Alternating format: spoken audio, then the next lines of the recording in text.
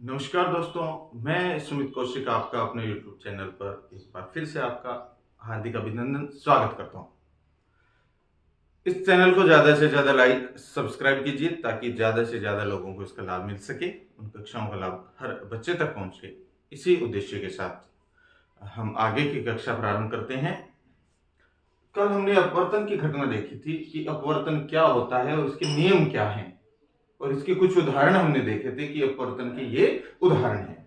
अब आगे की चर्चा करते हैं। एक स्नेल का नियम हम देखा था कल कि sine i upon sine r का जो रेशियो होता है, जो अनुपात होता है, वो क्या होता है? नियतांक होता है, कांस्टेंट वैल्यू होती है। अब बात करते हैं, एक टॉपिक है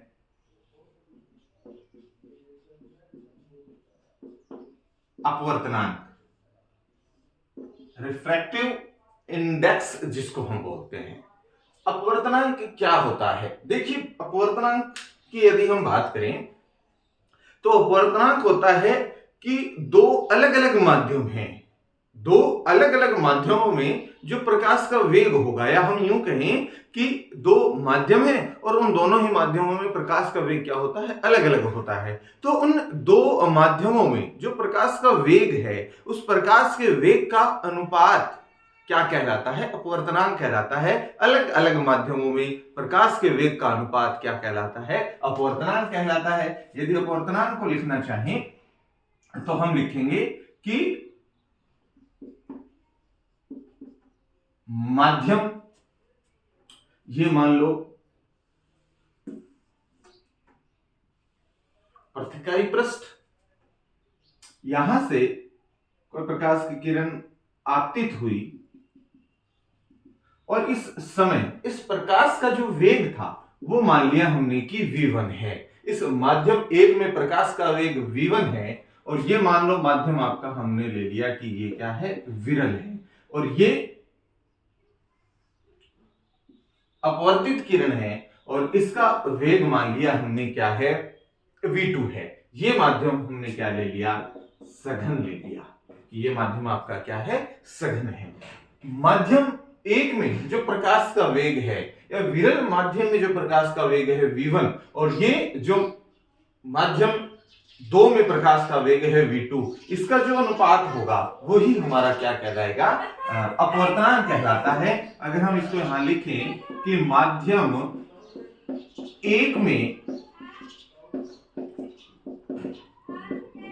प्रकाश का वेग बटे माध्यम दो में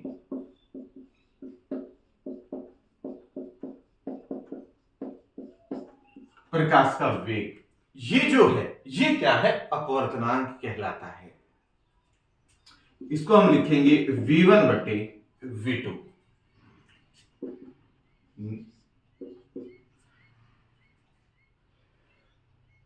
मीटा 2 1, या हम इसको म्यू भी लिख सकते हैं, म्यू भी इसको लिखा जा सकता है। तो ये क्या है? अपवर्तनांक है। अब सुन, ये जो अपवर्तनांक है दो प्रकार का होता है। एक अपवर्तनांक मान लो सापेक्ष है, और दूसरा क्या है? निरपेक्ष अपवर्तनांक है।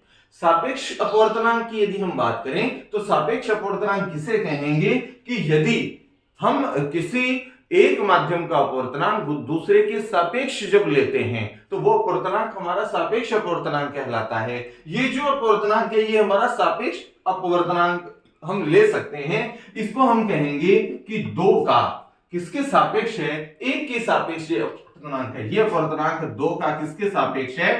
एक के सापेक्ष है। अगर हम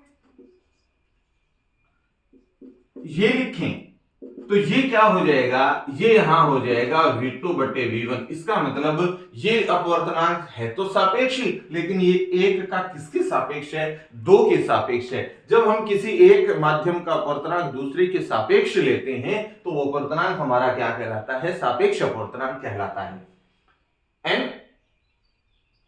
नीटा e2 2 1 बराबर माध्यम एक बटे माध्यम दो में प्रकाश का वेग।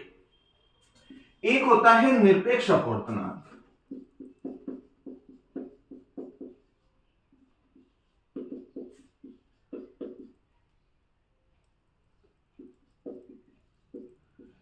ये जो अपवर्तनांक है, यदि हम माध्यम 1 के स्थान पर वायु लें या निर्वात लें, तो यहां लिख लिया हमने कि निर्वात में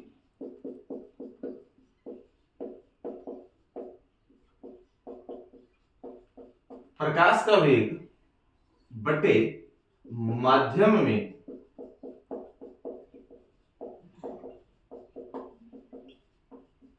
प्रकाश का वेग, निर्वात में प्रकाश का वेग बटे माध्यम में प्रकाश का वेग। तो ये हम ये कह सकते हैं कि ये किसी माध्यम का किसके सापेक्ष हो गया, निर्वात के सापेक्ष। तो हम या कहें, ये भी देख सकते हैं कि निर्वात में प्रकाश का वेग और माध्यम में प्रकाश के वेग का अनुपात निरपेक्ष अपवर्तनांक कहलाता है। या किसी माध्यम का किसके सापेक्ष, निर्वात के सापेक्ष,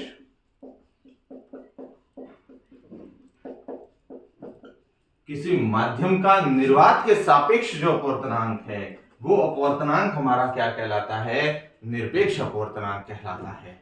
तो ये था हमारा अपवर्तनांक कि दो अलग अलग माध्यम हैं, वो माध्यम आपका कोई भी हो सकता है। इस पर आधारित कुछ सांख्यिक प्रश्न पेपर में देखने को मिल सकते हैं आपको। मान लो इसका अपवर्तनांक दिया हुआ होगा, इसका दिया हुआ होगा, और वहां से आपको, या इसका वेग दिया हुआ होगा, इसका वेग दिया होगा, और वहां से आपको क्या निकालना होगा, निरपेक्ष अपवर्तनांक या सापेक्ष अपवर्तनांक आपको निकालना होगा। तो ये आपका क्या था, अपवर्तनांक है। दो अलग अलग माध्यमों में प्रकाश के वेगों का अनुपात क्या कहलाता है, अपवर्तनांक कहलाता है। ये तो बात थी अपवर्तनांक की। अब इसी से ही संबंधित कुछ अगर हम बातें एक दो और करें, एक आपके आता है पूर्ण आंतरिक परावर्तन। ये था आपका रिफ्रैक्टिव इंडेक्स, अपवर्तनांक, जिसको इंग्लिश में रिफ्रैक्टिव इंडेक्स कहते हैं। अब बात करते हैं पूर्ण आंतरिक परावर्तन की। पूर्ण आंतरिक परावर्तन, पूर्ण आंतरिक परावर्तन की जो घटना होती है, इसमें क्या होता है उसके बारे में देखें तो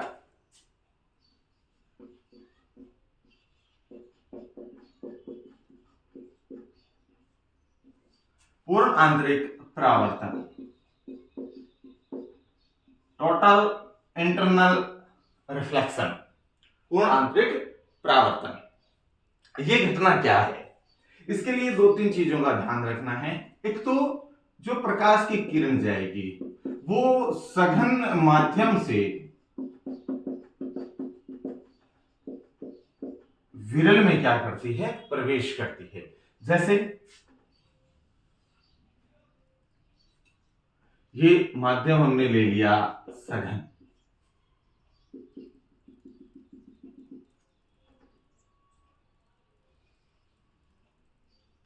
जब प्रकाश की किरण, हमने ये परिभाषा दी हुई है कि जब प्रकाश की किरण सघन माध्यम से विरल में जाएगी तो क्या होगा, अभिलंब से दूर हट जाएगी। तो कुछ इस तरह से ये अभिलंब से क्या हो गई, दूर हट गई। ये आपकी वैल्यू आई है और ये आपका वैल्यू क्या है, आर है। ये आई है और ये क्या है, आर है। जब सघन माध्यम से विरल में प्रकाश की किरण जा रही है, सघन माध्यम से विरल माध्यम में प्रकाश की किरण जा रही है, तो क्या होगा कि अपने मूल पथ से विचलित होगी और अभिलंब से क्या हो जाएगी, दूर हो जाएगी। इस स्थिति में जो आर की वैल्यू होगी वो आई से क्या होगी, बड़ी होती है। कब, जब सघन से प्रकाश की किरण विरल में क्या करती है, प्रवेश करती है। एक कोण आता है जिसको हम कहते हैं क्रांतिक कोण। ये क्रांतिक कोण क्या है कि यदि हम इस आपतन कोण आई की वैल्यू को क्या करें, धीरे धीरे बढ़ाएं, तो ये जो प्रकाश की किरण है अपवर्तित, वो धीरे धीरे इस तरफ चली जानी प्रारंभ हो जाएगी। और एक स्थिति ऐसी आएगी कि इस आर की जो वैल्यू है वो कितनी हो जाएगी, 90 डिग्री हो जाएगी। तो आपतन या आर का मान जब 90 डिग्री हो जाए, किस कोण पर, आई का वह मान जिस पर आर कितना हो जाए, 90 डिग्री हो जाए, 90 डिग्री हो जाए, तो उस आई के मान को हम क्या कहते हैं, क्रांतिक कोण कहते हैं। ध्यान से सुनना एक बार, देखो दोबारा कि हमने इसको इस तरफ बढ़ा दिया तो ये ऊपर की तरफ इस तरफ जानी क्या हो जाएगी, पृथककारी पृष्ठ से, या हम कहें कि विलंब से और दूर होनी क्या हो जाएगी, चली जाएगी। हम मान लो यहां लिया है इसको, तो इस स्थिति में क्या होगा कि इस आर का मान 90 डिग्री हो जाएगा और ये जो अपवर्तित किरण है, ये अपवर्तित किरण क्या हो जाएगी, इस पृथककारी पृष्ठ के समांतर हो जाएगी। तो आई का जिस मान पर, या हम कहें कि आई की वैल्यू मान लो, माना है कि माना आई की वैल्यू 30 डिग्री पर, आई की वैल्यू 30 डिग्री है, या मान लो आई की वैल्यू 45 डिग्री है। इस 45 डिग्री पर इस आर की वैल्यू कितनी हो गई, 90 डिग्री हो गई। तो क्रांतिक कोण का मान कितना होगा, क्रांतिक कोण कितना होगा, तो क्रांतिक कोण की वैल्यू कितनी हो जाएगी, 45 डिग्री हो जाएगी। इसका मतलब हमें आई की जिस वैल्यू पर, आई के जिस मान पर, आपतन कोण के जिस मान पर अपवर्तन कोण कितना हो जाए, 90 डिग्री हो जाए, वो कोण क्या कहलाता है, क्रांतिक कोण कहलाता है। ध्यान रखना। अब क्या होगा, हमने इसकी कोण को, आपतन कोण आई की वैल्यू को और बढ़ाया तो क्या होगा, ये इस तरफ चली जाएगी, अपवर्तित किरण क्या होगी, या हम कहें कि जो किरण अपवर्तित हुई थी वो यहां आने के बाद में यहां नहीं आकर कहां चली जाएगी, और बढ़ाएंगे तो ये किरण कहां जाएगी, और ऊपर की तरफ चली जाएगी, है ना। ये यहां थी, इसके मान को और बढ़ाया तो ये थोड़ी सी और क्या हो जाएगी, वापस चली जाएगी। तो उस कंडीशन में क्या होगा, अपवर्तन की घटना नहीं घटेगी, बल्कि क्या हो जाएगा, प्रकाश की किरण परावर्तित हो जाएगी। तो उस घटना को हमने नाम दिया है पूर्ण आंतरिक परावर्तन। तो पूर्ण आंतरिक परावर्तन की यदि हम बात करें कि आपतन कोण का मान जब क्रांतिक कोण से ज्यादा हो जाए तो क्या होगा, आपतन कोण का मान जब क्रांतिक कोण से ज्यादा हो जाए तो प्रकाश की किरण अपवर्तन के बजाय क्या हो जाती है, परावर्तित हो जाती है, अपवर्तित के स्थान पर परावर्तित हो जाएगी। और इस घटना को हम क्या कहेंगे, पूर्ण आंतरिक परावर्तन की घटना कहते हैं। पेपर में पूछ लिया जाए कि पूर्ण आंतरिक परावर्तन की घटना के दौरान आपतन कोण का मान क्या होता है, क्रांतिक कोण से कम, क्रांतिक कोण से ज्यादा, 90 डिग्री, या इनमें से कोई नहीं। तो ध्यान रखना कि आपतन कोण का आई की वैल्यू तभी पूर्ण आंतरिक परावर्तन घटना घटित होगी जब आई की वैल्यू क्या होगी, क्रांतिक कोण से क्या होगी, ज्यादा होगी। क्रांतिक कोण का मान ये होता है, आई की जिस वैल्यू पर आर का मान क्या हो, 90 डिग्री हो जाए, वो जो कोण होगा वो कोण हमारा क्या कहलाएगा, क्रांतिक कोण कहलाएगा। और क्रांतिक कोण से जब आई की वैल्यू ज्यादा हो जाएगी तो प्रकाश की किरण अपवर्तन के स्थान पर क्या हो जाएगा, उसका परावर्तन हो जाएगा। इस घटना को हम क्या कहते हैं, टोटल इंटरनल रिफ्लेक्शन, पूर्ण आंतरिक परावर्तन कहते हैं। इस पर आधारित कौन कौन सी घटनाएं हैं, तो हीरे का चमकना,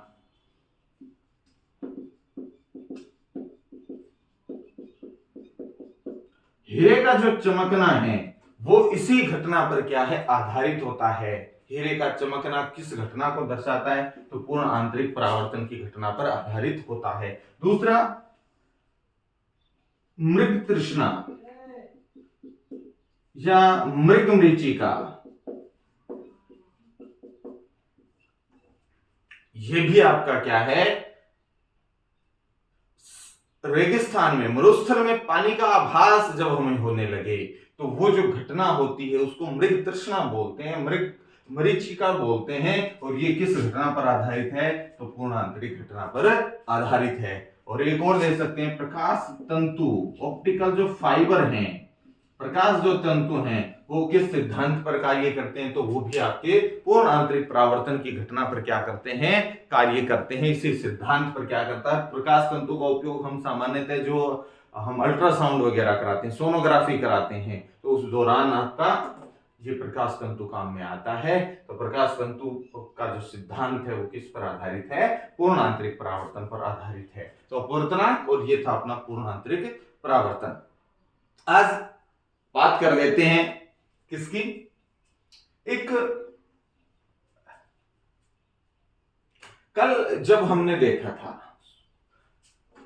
कि जो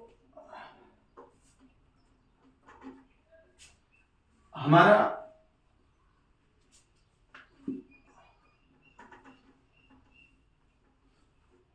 देखो जरा, आज बात करते हैं हम लेंस की।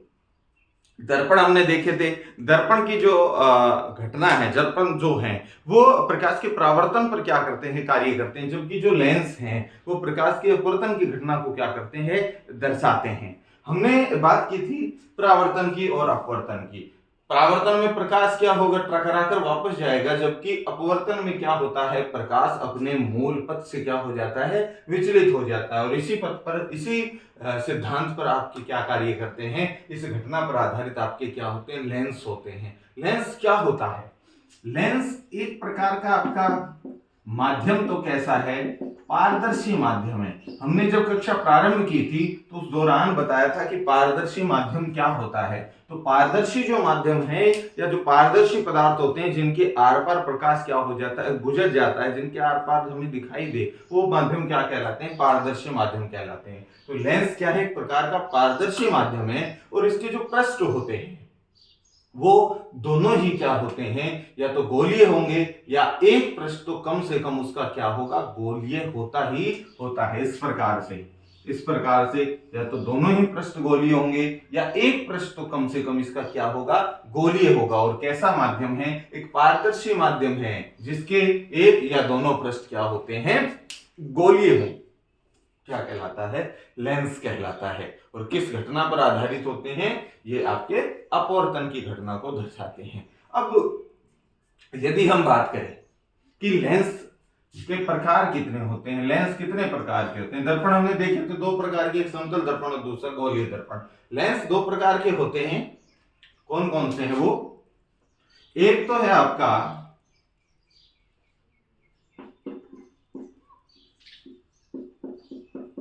उत्तल लेंस और दूसरा है आपका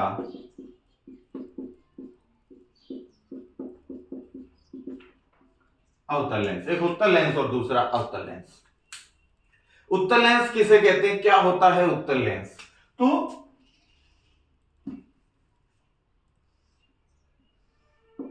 ये जो लेंस है, जो क्या होता है, किनारों से पतले हैं, ये किनारों से क्या है, पतले होते हैं और बीच में से क्या होते हैं, मोटे होते हैं, क्या कहलाते हैं, उत्तल लेंस कहलाते हैं। इनकी एक विशेषता ये है कि ये प्रकाश की किरणों को क्या करते हैं, इकट्ठा करने का कार्य करते हैं, इसको फोकसित करने का क्या करते हैं, कार्य करते हैं। प्रकाश की किरणों को हम कहें तो अभिसारित कहते हैं, करते हैं। तो इन लेंसों को हम अभिसारी लेंस भी कहते हैं, अभिसारी लेंस भी कहते हैं। क्यों, क्योंकि ये प्रकाश की किरणों को एकत्रित करने का क्या करते हैं, कार्य करते हैं।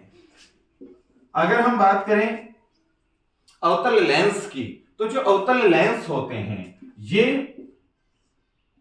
कुछ इस प्रकार से किनारों से क्या होंगे, मोटे होते हैं, किनारों से मोटे और बीच में से क्या होते हैं, पतले होते हैं। ऐसे लेंस क्या कहलाते हैं, अवतल लेंस कहलाते हैं। और इनकी अगर विशेषता की बात करें, इनको एक दूसरा नाम और भी है इनका, इनको अपसारी लेंस कहते हैं। इनको अपसारी लेंस इसलिए कहा जाता है क्योंकि ये प्रकाश की जो किरण है, इन प्रकाश की किरणों को क्या कर देते हैं, प्रकाश की किरणों को फैला देते हैं, बाहर की तरफ फैलाने का कार्य कर देते हैं। इस वजह से इनको क्या कहा जाता है, अपसारी लेंस भी कहा जाता है।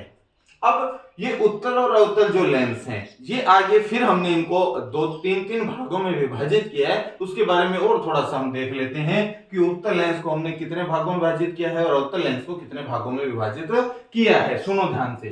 उत्तल जो लेंस होते हैं, ये उत्तल लेंस हमने देखा कि इनको अभिसारी लेंस प्रकाश की किरणों को एकत्रित करने का कार्य करते हैं, बीच में से मोटे और किनारों से पतले होते हैं। ये 3 प्रकार के होते हैं। ये कितने प्रकार के होते हैं?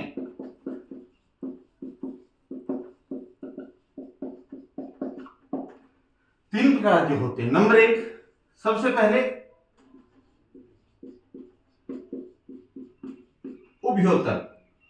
उभयोतल का मतलब हो गया कि उभय प्लस उत्तल। इसका मतलब, इसको तोड़िएगा तो उभय प्लस उत्तल, इसका मतलब क्या हो गया कि दोनों ही पृष्ठ, इसके दोनों ही पृष्ठ कैसे हैं? उत्तल हैं, उभयनिष्ठ हैं। दोनों ही पृष्ठ कैसे हैं? तो ये जो आपका लेंस है, ये लेंस आपका क्या है? उभयोतल है। इसके दोनों ही पृष्ठ कैसे हैं? उत्तल होते हैं। एक होता है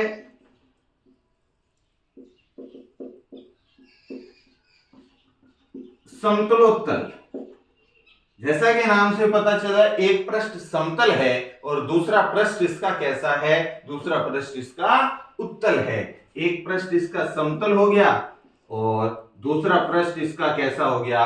उत्तल हो गया। ये जो लेंस है ये आपका क्या होगा? समतलोत्तल होगा। और एक होता है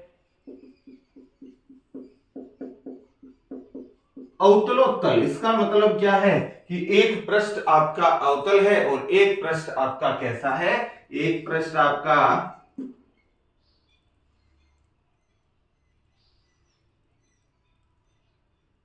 एक पृष्ठ किसका, इसका कैसा है? एक पृष्ठ अवतल है और दूसरा पृष्ठ इसका कैसा है? उत्तल है। ऐसे लेंस क्या कहलाते हैं? अवतलोत्तल कहलाते हैं। तो ये लेंस हैं आपके कौन से? उत्तल लेंस। इसी प्रकार अवतल लेंसों को भी हमने 3 भागों में विभाजित किया है। वो देखिए जरा। अवतल जो लेंस होते हैं वो भी 3 प्रकार के होते हैं। एक है आपका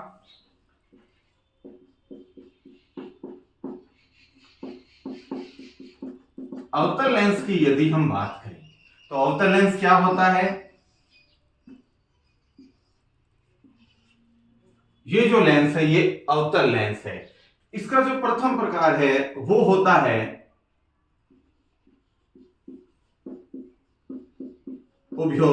उभयावतल। उभयावतल का मतलब इसके दोनों ही पृष्ठ कैसे हो? अवतल हो। ये जो लेंस है आपका, ये लेंस आपका कौन से प्रकार का है? उभयतल प्रकार का है। दूसरा आता है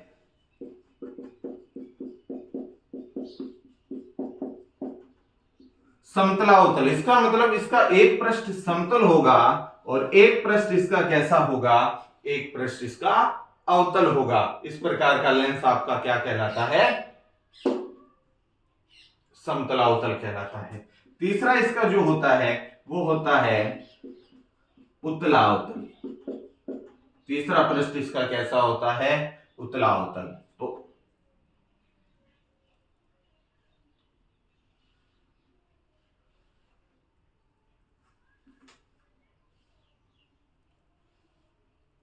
ये जो पृष्ठ है आपका, ये प्रकार का क्या कहलाता है? उत्तलावतल कहलाता है। तो अवतल और उत्तल लेंसों को भी हमने आगे 3 भागों में क्या कर दिया? विभाजित कर दिया। ये था लेंस के प्रकार। कल हम लेंस से संबंधित कुछ परिभाषाएं देखें, जैसे कि हमने दर्पण में देखी थी, और उसके बाद में हम प्रतिबिंब के निर्माण के बारे में देखेंगे और फिर हमारा जो अपवर्तन वाला और लेंस से संबंधित जो बातें वो क्या हो जाएंगी? समाप्त हो जाएंगी। तो इस चैनल को ज्यादा से ज्यादा लाइक, सब्सक्राइब ज्यादा कीजिएगा ताकि ज्यादा से ज्यादा इस कक्षाओं का लाभ सभी तक पहुंच पाए। और मैं बार बार आपको बता रहा हूं कि जो भी आपका सुझाव हो कमेंट सेक्शन में जरूर दें और लाइक ज्यादा कीजिएगा ताकि मोटिवेशन मिलता रहे और हमें क्या सुधार करना है, क्या नई चीजें हमें करनी है, उसके बारे में भी यदि आप अपने सुझाव कमेंट सेक्शन में देंगे तो हमें पता लगेगा कि आपकी क्या क्या कमियां हैं, या आप कौन से नए सब्जेक्ट को और पढ़ना चाहते हो, उन सब के बारे में भी, और आपको ये कक्षाएं कैसी लगती हैं, क्या आपको वास्तव में इनसे फायदा हो रहा है या कुछ और इसमें ऐड करना है, उसके बारे में भी आप सुझाव दिया कीजिएगा। बहुत बहुत धन्यवाद।